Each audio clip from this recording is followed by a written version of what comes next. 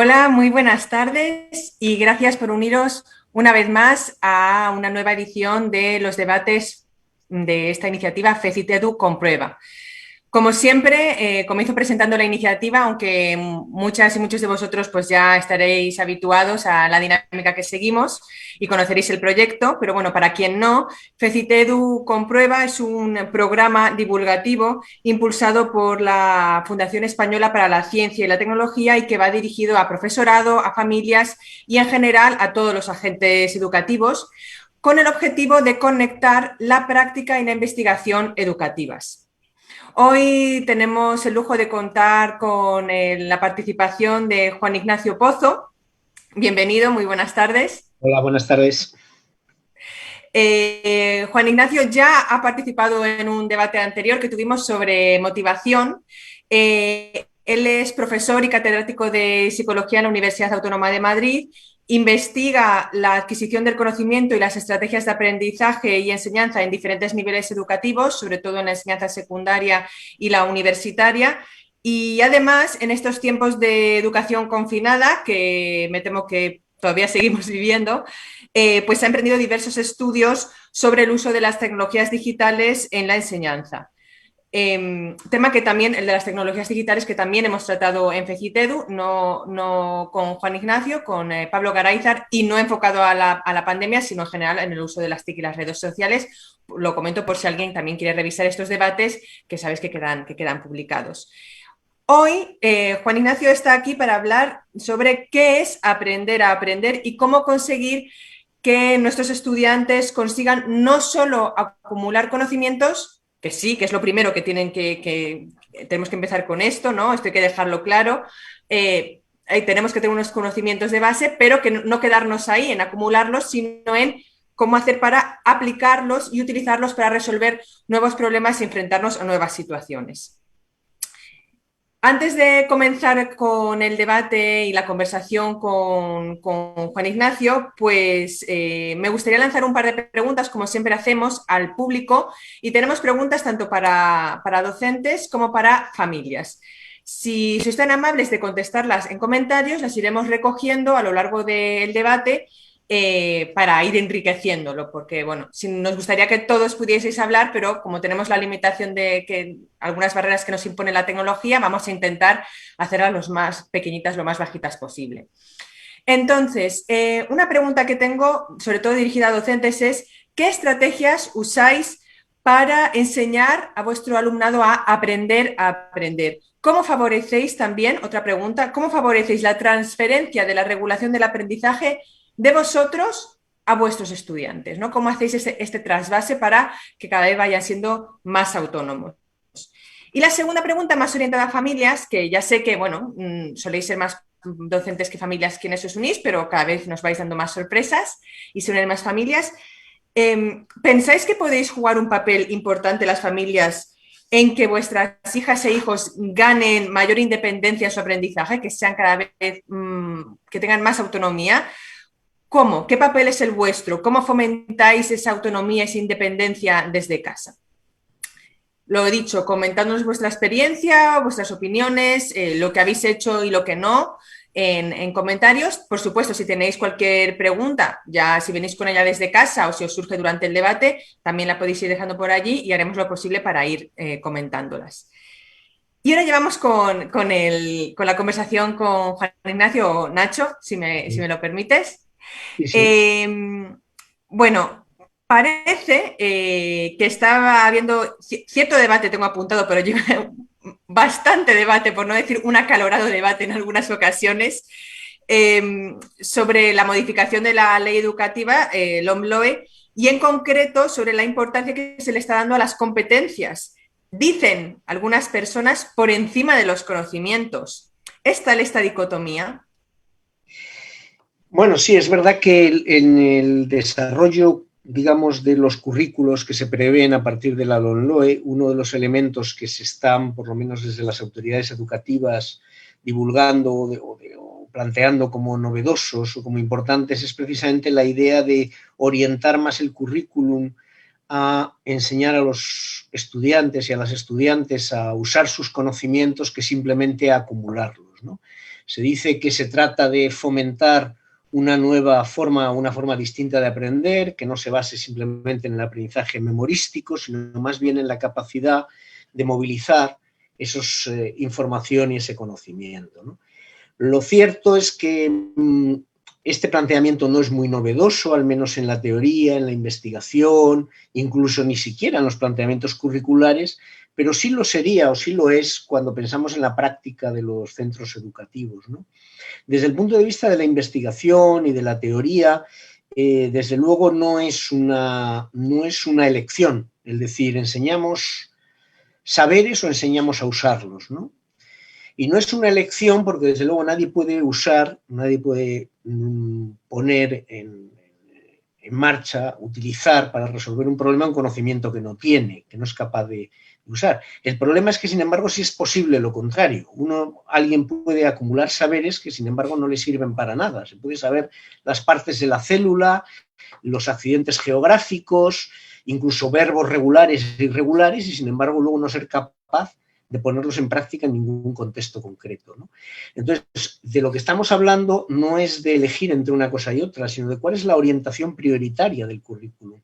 Y más allá de ello, deberíamos de pensar cuál es la finalidad real de la educación hoy, en el siglo XXI, ¿no? Digamos que tradicionalmente la escuela ha sido un lugar donde, escuela en un sentido amplio, ¿eh?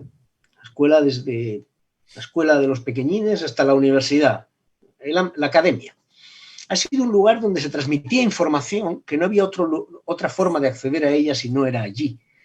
Pero hoy en día vivimos en la sociedad de la información y en la sociedad, dicen, del conocimiento, más bien de la información. Y eso significa que hoy en día la información está en todas partes. Es accesible a un golpe de clic. Entonces ya no es necesario acumular toda la información. No solamente no es necesario, sino que es imposible acumular la información que es socialmente relevante. Lo que es necesario es saber utilizarla para afrontar problemas, tomar decisiones, etcétera, etcétera, ¿no? Y por lo tanto el cambio es un cambio de foco que afecta a cómo se enseña y también a cómo se evalúa. Debería de afectar, ¿no? Uh-huh. Sin embargo, a pesar de que el hecho de que tengamos mucha información a nuestro alcance, pues yo diría que hace incluso más relevante, no solamente por el foco, a ver si me explico, no solamente por el foco en sí, en que no necesitemos tanto conocimiento, sino sobre todo por la importancia del saber discernir el grano de la paja, ¿no? Por la importancia de fomentar sobre todo ese pensamiento crítico, detectar aquel contenido que nos encontramos que quizá no es tan fiable, ¿no? Revisar las fuentes. Yo creo que precisamente lo que hemos vivido en este último año pone muy encima de la mesa este problema, ¿no? Yo antes decía, vivimos en la sociedad de la información, dicen del conocimiento. Yo creo que es muy importante diferenciar estos dos términos. Es muy importante diferenciar información de conocimiento. En realidad vivimos en una sociedad en la que hay mucha información, pero que la mayor parte de los ciudadanos y ciudadanas no somos capaces de digerir, de ordenar, seleccionar, criticar, argumentar, etcétera, etcétera. Y por lo tanto, más que darnos información, se convierte en ruido. Es decir, los teóricos de la información, en las ciencias que en los mediados del siglo pasado se desarrollaron a partir del concepto de información, como por ejemplo la genética, como por ejemplo la cibernética, como por ejemplo la psicología cognitiva, dicen que información es todo aquello que reduce la incertidumbre de un sistema.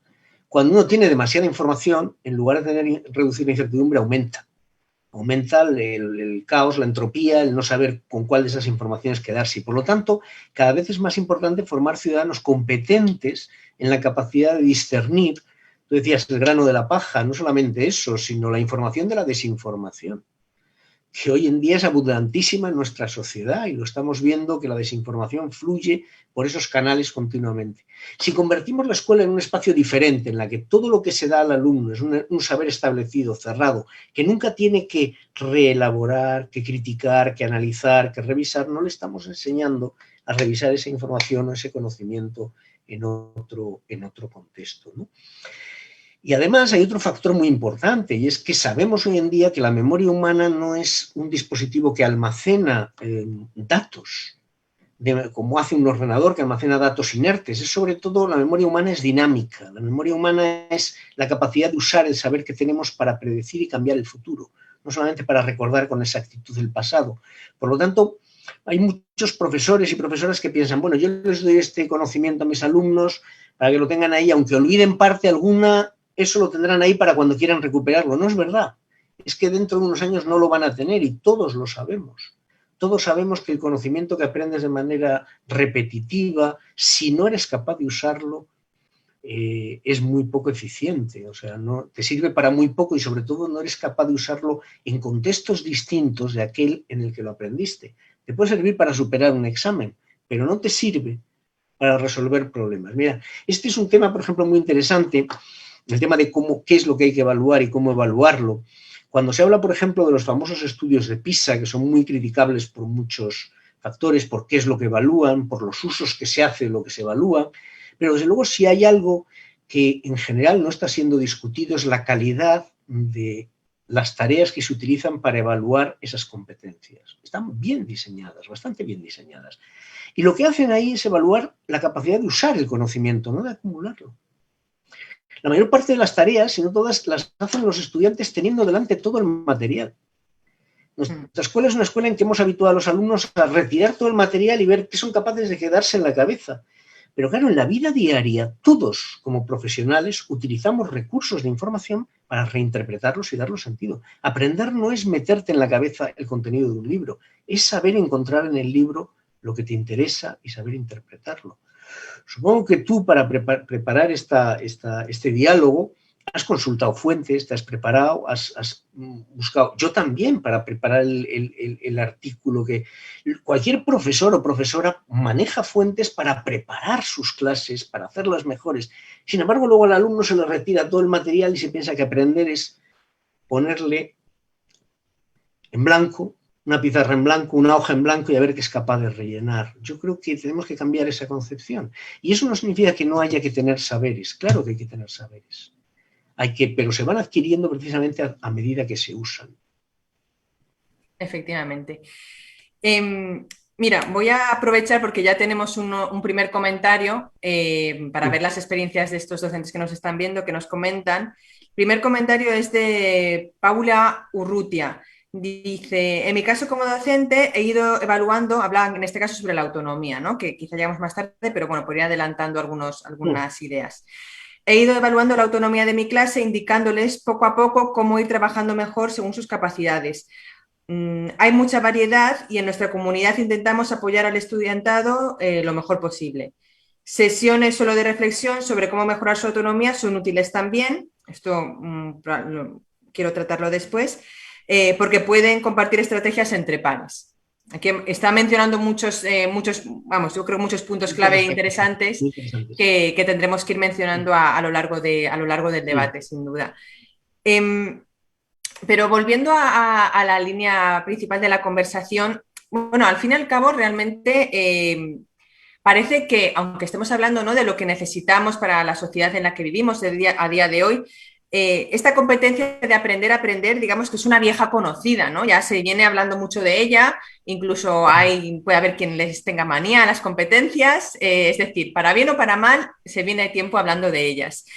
Sin embargo, pues como lo comentas en tu artículo, que ahora dejaré a mis compañeras enlazado para quien no lo haya leído, para que quien no lo haya leído lo pueda consultar, y también comentabas ahora, parece que la práctica, pues bueno, no se está llevando tanto, ¿no? Porque estos estudios de PISA que nos mencionabas, pues parece que nos dicen que en España no andamos muy bien. Bueno, no solo en España, yo creo que también esa es una visión que tenemos que moderar y que ver en general en todos los países. O sea, este es un problema de un cambio en la cultura educativa. Entonces, algunos tienen mejores tradiciones, mejores prácticas y probablemente mejores políticas educativas y otros a lo mejor no tanto, ¿no?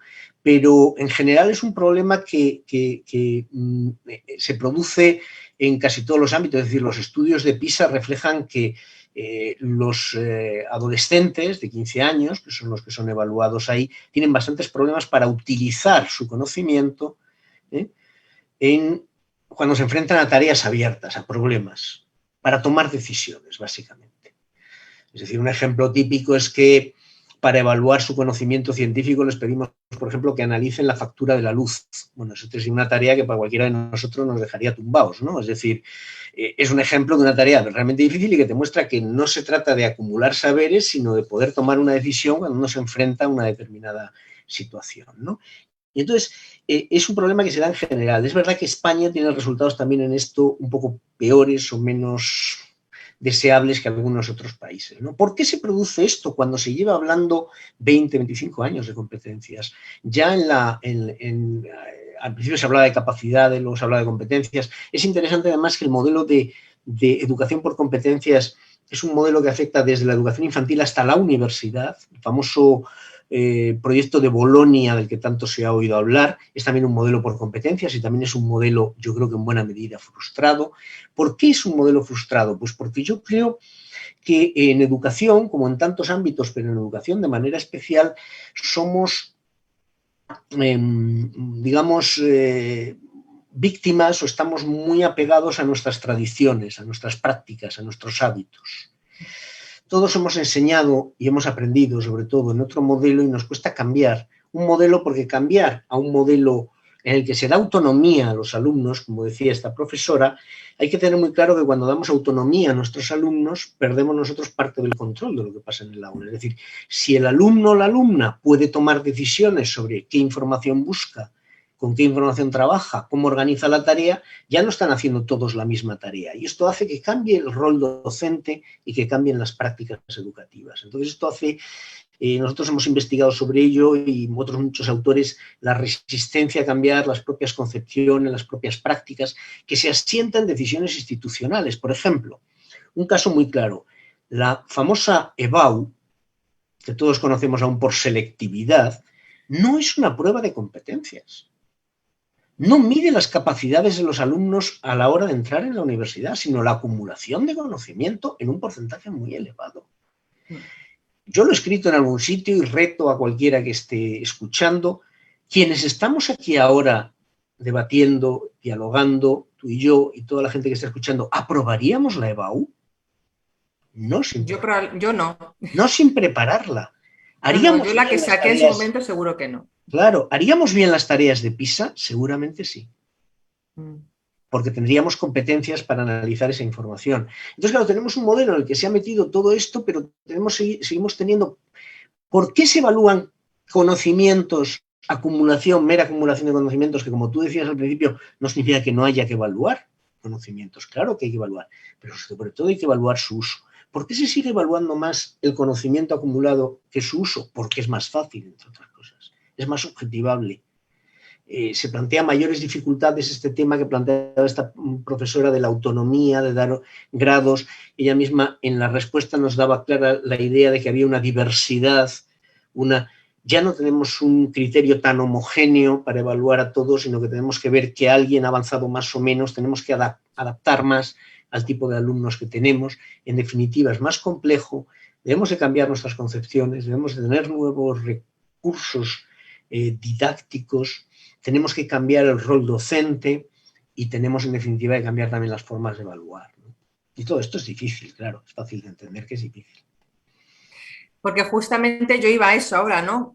Que a ver qué era necesario, ¿no? Para que los estudiantes consigan ir más allá de acumular conocimientos y logren usarlos, pues, para entender y resolver nuevos problemas y nuevos retos. Y ya yendo más con una pregunta más concreta, esta misma profesora, Paula Urrutia, nos pregunta, por ejemplo, qué tan útiles son las preguntas metacognitivas como cierre, vamos, versus otras estrategias, cómo se comparan. Es muy interesante la pregunta sobre esta pregunta. ¿Qué necesitaríamos para que los alumnos aprendan a aprender y a usar su conocimiento?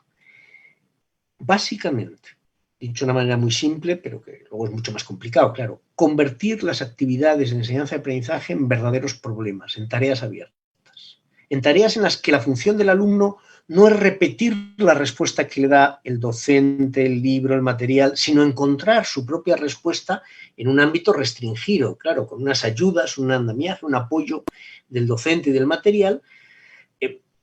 Voy a poner un ejemplo.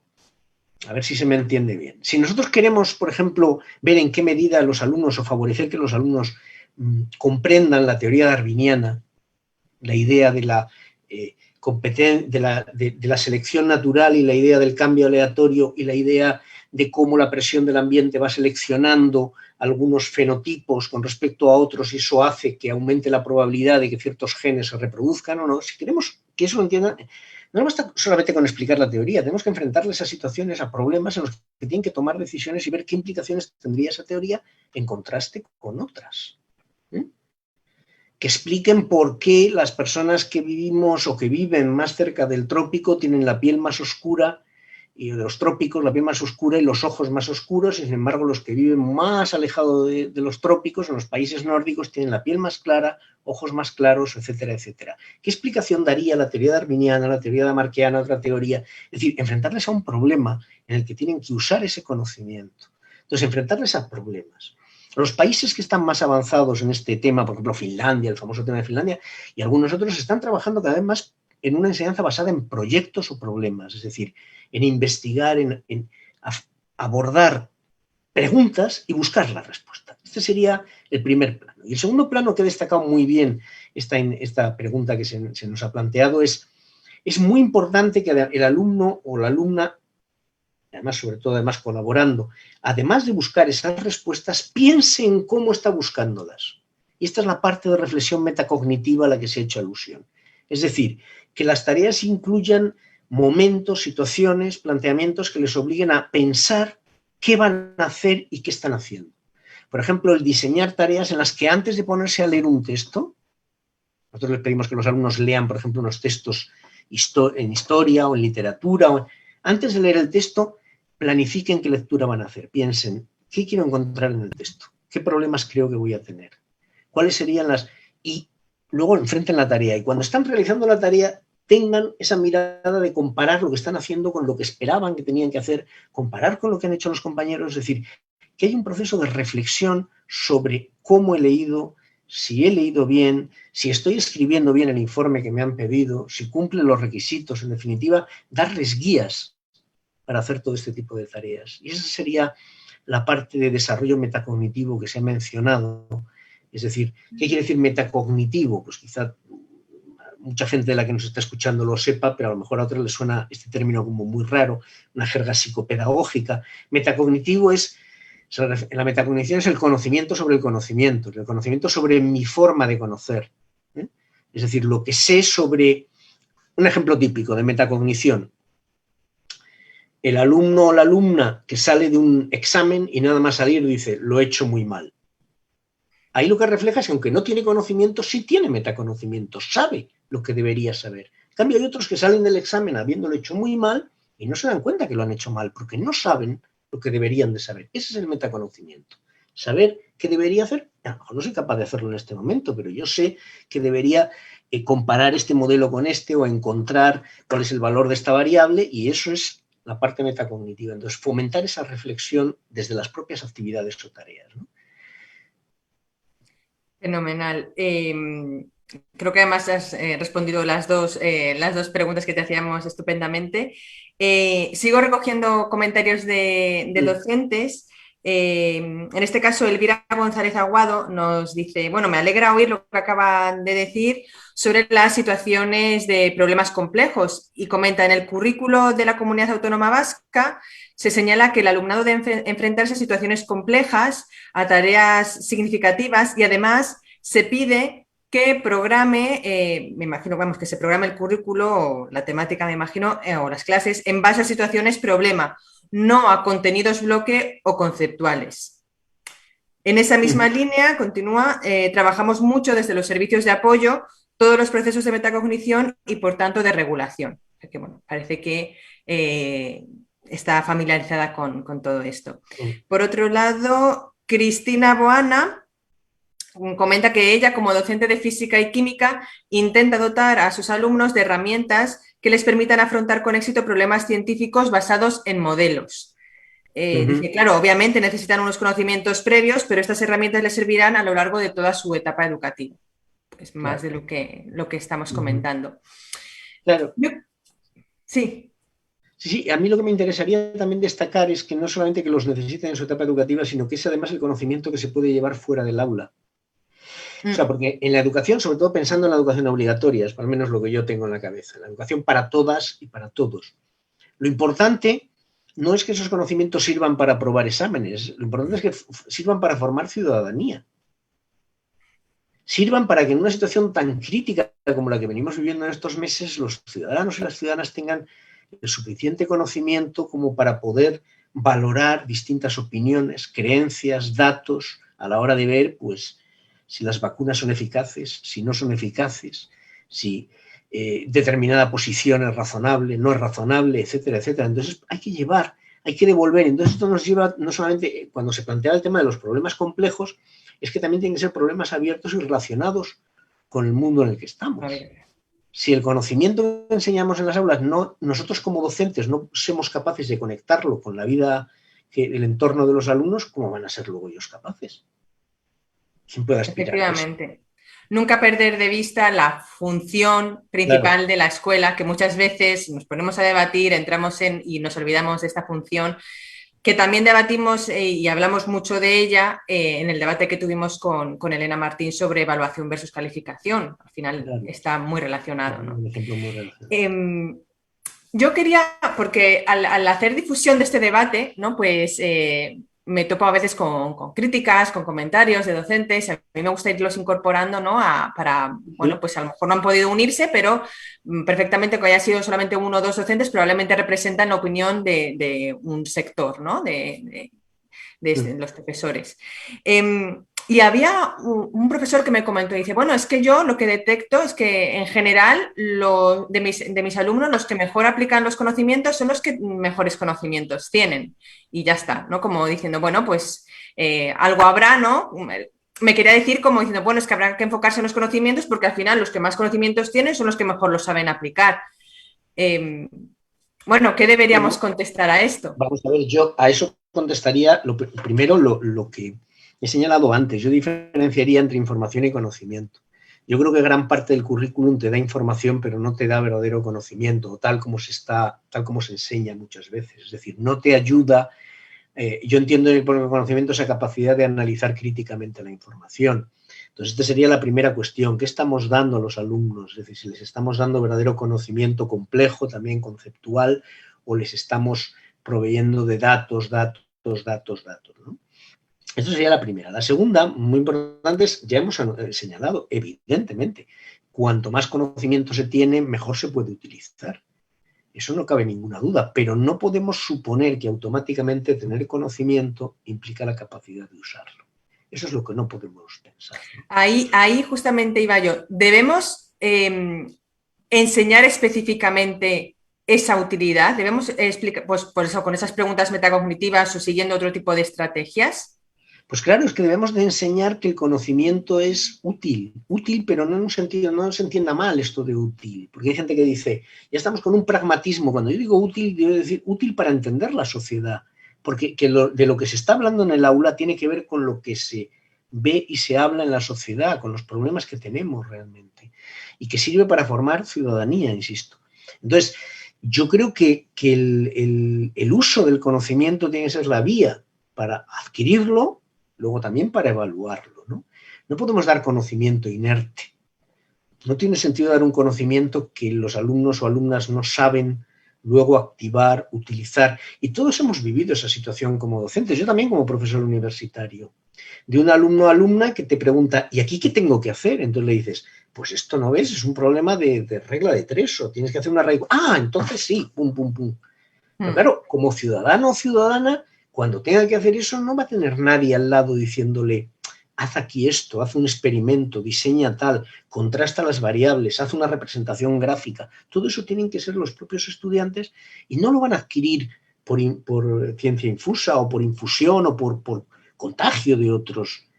A veces creemos como docentes, como nosotros tenemos un conocimiento que además sabemos usar, creemos que simplemente tenerlo sirve para usarlo, pero no, eso hay que aprender a utilizarlo. Y yo se lo plantearía o lo plantearía incluso a los profesores y profesoras que nos estén escuchando, tomando un entorno, un escenario que seguramente con el cual están muy familiarizados, que es la formación docente. ¿Cuántas actividades de formación docente consisten en explicarle a profesores y profesoras muy expertos teorías, modelos, recursos, que sin embargo nadie les enseña a usar o no ven cómo se usan o no ven, y por lo tanto no son capaces de utilizarlos luego? Bueno, estuve aquí contigo hablando de la motivación. Nosotros podemos reunir a un grupo de profesores y darles 8 principios sobre cómo motivar. Estupendo, pero si no los ven en acción, si no los ven usar, si no los usan, es muy poco probable que los puedan utilizar. Y entonces los docentes, con mucha razón, dicen muchas actividades de formación docente son pura teoría. Bien, lo mismo les pasa a los alumnos. Muchas clases son pura teoría. Se les enseña cómo se hace un análisis gramatical, pero a lo mejor eso está desconectado totalmente de cómo ellos usan la lengua cuando comunican, cuando intentan expresarse, cuando intentan... Entonces, conectar esas cosas. Nadie está diciendo que abandonemos el conocimiento, sino precisamente que lo dinamicemos. Pero para eso no hay que acumularlo, hay que saber recurrir a él. Y gran parte de la información y conocimiento está hoy en tecnologías muy accesibles. Y por lo tanto, saber buscar en esas tecnologías y buscar el dato que necesitas y darle significado es tan relevante o más que acumular ese dato. En el artículo, en concreto, haces una diferenciación que a mí al menos me resultó, bueno, fácil de entender y muy práctica a la hora de mostrar un concepto, ¿no? De visualizar el concepto. Y es marcar la diferencia entre tarea, una simple tarea, o un problema auténtico. Claro. ¿No? Y creo que esta diferencia, ¿no? Quizás si podemos ahondar un poco en ella, puede ser importante a la hora de hablar de este uso del conocimiento y de uso de estos saberes que se van adquiriendo. Claro, es la diferencia entre lo que podría ser un ejercicio y un problema en la terminología de la psicología cognitiva, ¿no? Un ejercicio es una tarea cerrada que se plantea, en la cual a lo mejor hay una serie de pasos que hay que hacer, pero que conducen a una solución única correcta. Si tú haces bien los pasos, llegas a esa solución. A ti te enseñan la técnica para hacer una regla de 3 o para utilizar cualquiera de estas tecnologías, y si tú lo haces bien, ¡zum!, funciona. Ya está. Pero un problema es, en cambio, la capacidad de saber utilizar eso en un terreno abierto, es decir, ante una tarea para la cual no hay una solución única, una única respuesta, sino que es encontrar cuál es la mejor o la más adecuada para responder a una demanda determinada. Entonces, por lo tanto, enfrentar a los alumnos a problemas es enfrentarles a situaciones en las que deben de hacerse preguntas, en las que lo importante no es la respuesta, sino el proceso para llegar a ella, pensando que cuanto mejor sea ese proceso, más fácil será llegar a una buena respuesta. Si yo de antemano les digo a mis estudiantes que tal teoría es correcta y tal es incorrecta, eso me lo van a repetir en el examen, pero si en vez de eso yo les hago enfrentarse a un problema en el que ellos tienen que ver qué explicación da un modelo y cuál da otro y cómo el contraste entre esos modelos lleva a conclusiones distintas, podrán aprender por sí mismos los procesos que permiten decidir cuándo una respuesta es mejor que otra. Ese sería un poco es decir, un problema, todos sabemos lo que es un problema, todos tenemos problemas, para bien o para mal. Y entonces un problema es una situación que te afecta, te interesa. Esta sería la primera cosa, y conectaríamos con el tema de motivación que trabajamos ya o sobre el que hablamos hace unos meses. Un problema es una situación que te interesa, pero para la cual no tienes una respuesta. Tienes varias posibles y tienes que buscar cuál es la mejor respuesta en ese contexto o en esa situación. Y por lo tanto, parte de lo que tienes que hacer es investigar o buscar entre esas alternativas, en lugar de ir directamente al camino que te lleva a esa solución. Y ahí nos aparecen ideas muy importantes. Para realizar para enfrentarse a un problema hay que tomar decisiones. Y por eso es muy importante la gestión metacognitiva, la autonomía, la autorregulación, ser capaz de saber tomar cada una de esas decisiones, esos pasos. Es importante también, y lo apuntaba la primera profesora que nos ha hecho esa observación tan interesante, que los alumnos colaboren entre sí, que se ayuden entre sí. Para hacer ejercicios los hace mejor uno solo, porque ya la respuesta está ahí, lo único que tiene que hacer es aprenderla y practicarla. Para encontrar la mejor respuesta, cuantas más cabezas estén pensando, más probable será encontrarla. Y el papel del docente o de la docente cambia. Mientras que en un ejercicio es dar la respuesta correcta, ¿qué hay que hacer? En este es ayudar al alumno o a la alumna o a los grupos de alumnos a hacerse mejores preguntas y a encontrar mejores respuestas. Ir guiando, ir evitando que cometan errores, ir cerrándoles el camino, ayudándoles a no perderse demasiado. No estamos hablando de dejarles solos ante el problema, en ningún caso. Precisamente sobre el tema de trabajo cooperativo, aunque una de las estrategias que has mencionado que pueden ayudar, vamos a hablar en las siguientes publicaciones de FECIT Edu, así que bueno, si estáis atentos, pues veréis una publicación en concreto sobre las bases, digamos, y la evidencia que apoya el aprendizaje colaborativo, y después, con suerte, publicaremos una infografía con un enfoque más práctico, porque justamente hay un docente, Manuel Tejero, que nos está preguntando por libros o páginas web que puedas recomendar, Nacho, donde aparezcan ejemplos para usar en el aula. Bueno, yo menciono que vamos a publicar algunos en concreto sobre trabajo cooperativo y alguna estrategia de trabajo cooperativo que yo creo que fomenta especialmente el reflexionar sobre el propio aprendizaje, pero seguro que nos puedes dar muchos más. Habría que ver para qué área, nivel, etcétera, porque todo esto que yo estoy diciendo, lo importante también es que una idea fundamental es que es aprender a aprender desde el currículo. La idea no es algo que apareció, que durante tiempos se gestionó en los sistemas educativos, que era hagamos cursos fuera del currículo, fuera de las asignaturas, para aprender a subrayar, a tomar apuntes, a organizarte. No, la idea es que tienes que aprender a aprender matemáticas, aprender a aprender ciencias, aprender a aprender lengua, porque forma parte del contenido, precisamente porque el conocimiento está muy ligado. Porque no estamos hablando de separar el conocimiento, de aprender a aprender, estamos hablando de aprender a usar el conocimiento que tienes o al que puedes acceder. Entonces habría que ver en qué área. Yo podría dar ejemplos, aquí ahora de memoria no, pero fácilmente de páginas donde se enseñan mejores estrategias para leer y escribir, para usar el conocimiento científico, para resolver problemas matemáticos, para resolver problemas sociales. Habría numerosas áreas, pero claro, habría que ver en qué área se plantea ese programa. Bueno. Y habría muchísimas fuentes, la verdad. Pues nos irá dejando comentarios. Me comentan que igualmente están ya algunos docentes dándose recomendaciones entre sí, claro. Así que fabuloso.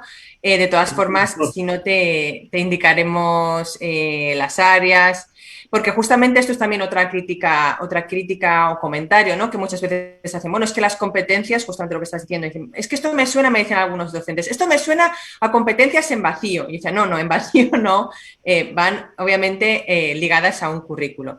Pero efectivamente, estas críticas vienen de que se ha propuesto así con anterioridad, ¿no? Tienen su motivo y su razón de ser. Quería también, ha habido otros comentarios muy interesantes que quería repasar. Por ejemplo, Pilar Román comenta, a ver si he entendido bien lo que quiere decir, porque una lo lee así un poco de pasada y quizá dice, creo que existe entre el profesorado una conceptualización diferente, entiendo que se refiere a que hay diferentes opiniones dentro del profesorado, ¿no? De lo que es el conocimiento y se fomenta entre los alumnos, por tanto, distintas estrategias porque perciben esas diferencias. Es decir, que el alumno, pues yo entiendo, ¿no? Que según con qué profesor esté tratando, con algunos intenta de reproducir el conocimiento y con otros de transformarlo. Claro. Quizá he entendido eso porque para mí tiene bastante sentido. Si es otra cosa, por favor, Pilar, coméntalo y lo aclaramos.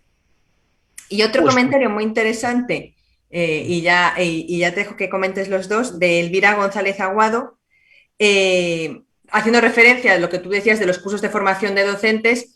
Dice, efectivamente no pueden ser teóricos sino prácticos, pedirles tareas y hacer feedback personal con cada uno de ellos. Claro, es decir, partir del uso para construir el conocimiento, para elaborarlo como respuesta a una pregunta. Es lo que decía antes de la respuesta a una pregunta. Si no hay pregunta, el conocimiento no tiene mucho interés, ¿no? Con respecto a que los alumnos obviamente se adecúan, se adaptan a las demandas que tienen, claro, yo creo que ese es uno de los problemas, y el problema es que como la tradición de nuestro sistema educativo, y esto es así, hay datos que lo avalan, hay datos digamos, nuestro sistema educativo es un sistema en el que sigue predominando todavía mucho una enseñanza unidireccional, una enseñanza transmisiva, transmitir saberes a los alumnos en lugar de enseñarles a gestionarlos de manera autónoma.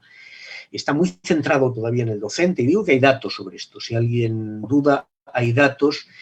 Hay estudios, por ejemplo, el famoso estudio TALIS que se hizo hace unos años, de la misma, vamos, que se hace cada cierto tiempo, de la misma manera que hay el estudio PISA, que es evaluar las competencias de los alumnos, el estudio TALIS es evaluar las creencias y las prácticas de los docentes de secundaria. Bien, España fue uno de los países que mostraba prácticas más tradicionales en los estudios TALIS, ¿no? Hay también datos recientes ahora con la COVID. Nosotros hemos hecho algún estudio sobre el tipo de prácticas que se han hecho y son prácticas muy centradas en el docente, ¿no? Entonces, tenemos mucho esa tradición y, por lo tanto, como tenemos esa tradición, la mayor parte de los estudiantes se enfrentan a situaciones en las que aprender para ellos es repetir lo que dicen otros, ¿no? ¿Qué sucede? Que cuando quieren o se les exige o se les demanda que usen el conocimiento de manera más abierta, más autónoma, no tienen competencias, porque no ha sido formado para ellos, porque estas competencias no caen del cielo, esto hay que practicarlo, hay que saber hacerlo. Y entonces resulta que nos encontramos con serias dificultades o serias limitaciones. El alumno o la alumna que es capaz de usar el conocimiento de manera eficaz, de manera más compleja, no tiene ningún problema cuando se encuentra con una situación, que esta es otra crítica que se hace a este enfoque. Claro, todo esto está muy bien cuando se encuentra con una situación en la que tiene que reproducir. Está muy bien, pero claro, al final hay oposiciones a cosas y hay situaciones en las que repetir conocimiento te ayuda. Bueno, no tiene ningún problema un alumno que es capaz de usar críticamente el conocimiento, darse cuenta que ahora lo que le va a pedir es hacer otra cosa. Y no es verdad que la memoria sea un músculo que hay en la cabeza que tienes que estar ejercitando y practicándolo y hacer gimnasia todos los días. La memoria la practicamos todos los días. La practicamos intentando entender el mundo, porque la única manera que tenemos de entender el mundo es usar los recursos que tenemos en la memoria y usar todas las memorias externas que nuestra cultura nos ofrece, que son muchísimas. Que antes no las había, pero ahora las hay. Y si eres capaz de acceder a ellas, multiplicas por n tu memoria. Entonces yo creo que es verdad que los alumnos se adaptan a las demandas que les planteemos y eso se puede mirar también en positivo. Podemos pensar, entonces, si yo les hago demandas que les van a exigir ser autónomos, van a intentar adaptarse a esas demandas. Evidentemente es así, pero claro, si es un solo o una sola profesora aislada, es mucho más difícil que los alumnos entren en esa dinámica que si se encuentran con un proyecto de centro en el que el trabajo se fundamenta en eso, ¿no? Efectivamente, al final es un tema también al que volvemos muchas veces, la importancia del trabajo en equipo del centro educativo, ¿no? De que todos vayan en una dirección apoyándose para muchísimas estrategias educativas. Antes de terminar, no quiero que acabemos sin preguntarte, bueno, porque esto a veces nos viene muy bien como inspiración o, bueno, muchas veces también para darnos un poco de esperanza, preguntarte por casos de éxito, ¿no? Si conoces ejemplos de docentes que hayan aplicado, bueno, pues todas estas, por llamarlo de alguna forma, estrategias, aunque no son recetas, ¿no? Pero estos principios de los que hemos ido hablando más bien, y que, bueno, que realmente haya supuesto para ellos un cambio significativo en sus estudiantes o en algún estudiante en concreto. Yo, claro, no voy a dar nombres, pero claro que conozco muchos, de hecho aprendo de ellos, ¿no? Nosotros buena parte de la investigación que hemos hecho en muy diversos ámbitos del currículum, en ciencias sociales, en lengua, en música, en matemáticas, la hemos hecho siempre con equipos formados por profesores y profesoras normalmente de educación secundaria, ¿no? Y muchas de las tareas, situaciones, actividades han surgido de la práctica de esos docentes. Son esos docentes los que nos muestran cómo se puede trabajar así, cómo se pueden desarrollar ese tipo de estrategias, ¿no? En la comprensión de textos, ¿no? Enseñando a los alumnos y a las alumnas a comprender y a producir textos más complejos, ¿no? A manejar más una fuente, por ejemplo. Hoy, por ejemplo, un tema que está muy, muy presente hoy en día y muy importante, enseñar a los alumnos estrategias para combatir la desinformación. Bien, hay centros educativos que tienen ya proyectos sobre esto y que están trabajando en este tema, ¿no? Proyectos de educación científica. En fin, habría en numerosos ámbitos. En educación infantil es que se puede trabajar en todos los niveles educativos desde esta perspectiva. En educación infantil también se puede trabajar así, fomentando la autonomía de los niños y las niñas, haciéndoles pensar y tomar decisiones. Hay una autora sueca, Ingrid Pramling, que ha desarrollado toda una línea de trabajo mostrando cómo los niños de 4, 5, 6, 7 años pueden desarrollar una gran cantidad de recursos metacognitivos siempre que las tareas sean adecuadas a sus demandas, y son enormemente imaginativos y tienen, en definitiva, en la universidad también hay proyectos, pero no son mayoritarios. Esto es lo que hay que decir, es decir, sabemos hoy en día cómo mejorarlo, ¿no? Lo que es más difícil es cómo extender la mancha de aceite, ¿no? Cómo hacer que esto crezca y se haga mayoritario, y ahí probablemente hay decisiones de política educativa que si no se toman ahora, probablemente tampoco van a cambiar, por más que se cambie el currículum con esos planteamientos que se nos dicen. Formación docente, incentivos para el cambio docente, carrera docente, equipos de trabajo, bueno, una serie de decisiones que van muy lejos de lo que hoy estamos hablando aquí, pero que son lo que nos ayudarían a entender por qué eso se puede extender más o menos, ¿no? Hay centros con proyectos estructurados en torno a esta idea. Trabaja todo el centro en torno a esta idea. No un profesor, no dos profesores. Y luego hay profesores aislados que trabajan así, muchos, pero no suficientes todavía, claro.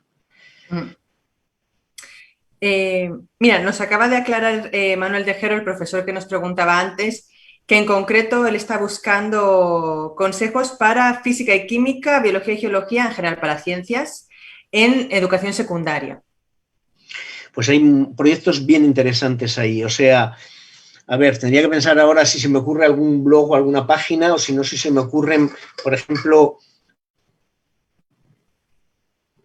Y si no, nos lo puedes dejar y se lo ponemos después en comentarios. Por ejemplo, hay un libro muy interesante en Graó, publicado, no me acuerdo ahora los autores exactamente, pero son las competencias clave en ciencias, donde aparece muy claramente articulado esto, ¿no?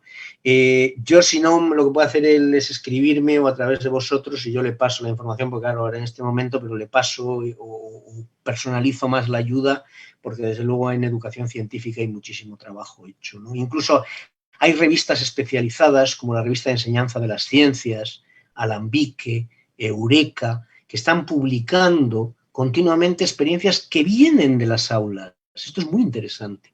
La mayor parte de esos trabajos, o buena parte de ellos, vienen de las aulas. De aulas a veces de formación docente, pero muchas veces de aulas de secundaria o de equipos multidisciplinares, como he apuntado yo antes, ¿no? Entonces hay muchísimo, es un tema en el que sin duda hay precisamente en ese hay muchísimo trabajo hecho, mucha inquietud. Si no, lo podemos plantearles que me escriba y yo le doy el apoyo que... Genial, buscamos ese contacto. Yo no puedo evitar aquí mencionar algún proyecto de FECID en concreto sobre educación científica y relacionado con información y desinformación, que es un proyecto que tenemos en la propia unidad de educación, que se llama EducaSync. Sync, si conocéis, es una agencia de noticias que también es parte de FECID, y este es un proyecto en colaboración entre esta agencia de noticias y nuestro departamento. Y hay diferentes partes del proyecto, os animo a que lo busquéis y os informéis, pero hay desde talleres con redactores, redactoras o redactor de Sync, en el que hablan sobre cómo discierne, cómo es el trabajo periodístico para discernir la información de la desinformación. Sync es una agencia de noticias científicas, con lo cual es para tratar sobre todo estos temas, y además están produciendo mis compañeras materiales educativos específicos sobre artículos que se han publicado antes en Sync, ¿no? Entonces, bueno, puede ser un recurso, aunque como estamos diciendo, eso es una ayudita, nada más. Todo lo demás lo llevan los docentes en su carga diaria. Para terminar, voy a hacerte una última pregunta más, un poco, digamos, fuera del tema principal, ¿no? Porque está visto más desde el punto de vista de las familias, ¿no? se oye hablar mucho de que vivimos en esta sociedad de la hipercrianza o hiperprotección infantil, ¿no? Y esto también me ha venido muy en relación con lo que has comentado de que se puede trabajar esto desde educación infantil, ¿no? Con niños muy pequeños. Dos preguntas al respecto. Por un lado, ¿crees que es cierto que los niños están hiperprotegidos, no en el sentido físico, sino en el psicológico, ¿no? Si les privamos demasiado de cualquier, ¿cómo se dice?, de cualquier trauma, ¿no? Se habla de la generación de ahora como la generación de cristal, bueno, la siguiente no sé cuál será ya. Y por otro lado, ¿puede esto afectar o producir una deficiencia o un retraso quizá en esta autorregulación del aprendizaje, en esta autonomía? A ver, es muy difícil. Yo no tendría datos para hacer una afirmación general sobre si en general nuestros niños, niñas y adolescentes están súper protegidos o no lo están, ¿no? Lo que sí es verdad es que creo que para que nuestros alumnos y alumnas maduren y actúen de una manera autónoma, hay que darles responsabilidad. Hay que darles responsabilidad. Es decir, hay una cosa paradójica, ¿no? Y es que los niños son cada vez más precoces en ciertas cosas. Es evidente, porque están en una sociedad mucho más, que estimula mucho más, que da mucho más recursos. Y por otra parte, la adolescencia se está extendiendo cada vez más. Y se está extendiendo cada vez más porque el acceso a la autonomía económica, personal, social, pues en nuestra sociedad, por razones que todos conocemos, se está retrasando mucho. Entonces, claro, eso infantiliza en ese sentido que tú estás diciendo de falta no voy a decir de autonomía, de capacidad de actuar de manera independiente. Yo creo que la manera de responsabilizar a una persona es precisamente enfrentar las situaciones y cederle parte del control y de la responsabilidad. Y los niños y niñas van a ser capaces de ser mucho más responsables si nosotros les damos esa responsabilidad y les acompañamos en el proceso. Padres hipervigilantes, hipercontroladores, pueden producir niños muy controlados, pero también niños muy descontrolados, que en cuanto pierden ese apoyo, todas esas guías, son incapaces de tomar ninguna decisión correcta, de guiar sus propias decisiones, de regular sus emociones, de hacer... Y padres que abandonan mucho a sus hijos, que los dejan muy lejos, pues evidentemente. Entonces tenemos que encontrar un equilibrio, y ese equilibrio yo creo que precisamente es el equilibrio de que a medida que nuestros hijos pueden asumir responsabilidades, las tenemos que ir dando. Les tenemos que ir tratando como adultos, cuanto antes mejor, es decir, como personas que pueden asumir responsabilidades y las consecuencias de esas decisiones. En ese sentido es lo que yo vería como la alternativa a esa hiperprotección, ¿no? A ese mantenerles en una especie de peterpanismo eterno, ¿no? Es decir, no crecen porque siempre van a estar bajo una... Claro, yo creo que ese es un problema que, por un lado, insisto, la adolescencia se está extendiendo porque ser joven hoy en día es muy difícil ser autónomo económica y socialmente, es así. Pero por otro lado necesitamos cada vez más personas que sean capaces de tomar decisiones y de decisiones responsables. Este fin de semana hemos tenido un ejemplo glorioso de cómo eso no sucede cuando las personas no tienen realmente capacidad para ver las consecuencias de las acciones que están tomando y piensan solamente en el aquí y ahora, en este momento, y no en las implicaciones de su conducta. Es decir, no se convierten en ciudadanos responsables, en definitiva, que es un poco lo que yo estoy apuntando, ¿no? Vamos a quedarnos con ese apunte y yo creo que ya para poner el broche de oro a este debate, ¿qué te parece si, bueno, yo te pedí en este nuevo artículo que te hemos pedido, se nos ocurrió que quizá para hacerlo, porque siempre no, todos cuando, incluso nos pasa a quienes trabajamos más en comunicación de ciencias, siempre en nuestro campo, cuando nos nutrimos de la investigación, muchas veces decimos, sí, estoy aprendiendo mucho, es muy interesante, pero ¿qué es lo que tengo que hacer? ¿No? ¿Cómo lo pongo yo esto en práctica? Y por eso te pedimos que nos dieras unas cuantas claves prácticas para el aula, ¿no? Como por resumir con qué nos tenemos que quedar y con qué tienen que trabajar los docentes cada día. Entonces, no sé si te parece que las resumamos y las revisemos rápidamente y Bueno, ya con esto cerremos. Si quieres plantearme, no sé si no, ahora no las recuerdo en el orden en las que las tenía escritas, pues pero así en resumen, sí, creo que las hemos tocado la mayoría, sí. pero bueno, por abarcarlos un Colaboración, o poco sea, en fomentar. conjunto. Yo creo que eh, sí, trabajo con tareas abiertas, problemas, proyectos. Una enseñanza Eso. basada en proyectos o problemas, que además los proyectos tienen la ventaja de ser interdisciplinares, permiten agrupar trabajos de varias materias en la línea de lo que hemos estado, porque no hay que olvidar una cosa, si queremos que el conocimiento se lleve luego a la sociedad, en la sociedad no hay asignaturas, no hay asignaturas, hay problemas. Problema del cambio climático, ¿de qué asignatura es? ¿De qué De hecho, asignatura este es es? un tema que tenemos pendiente Claro. y que queremos tratar el curso que viene. Ya este curso no nos va a dar tiempo porque ya vamos llegando muy rápido a junio.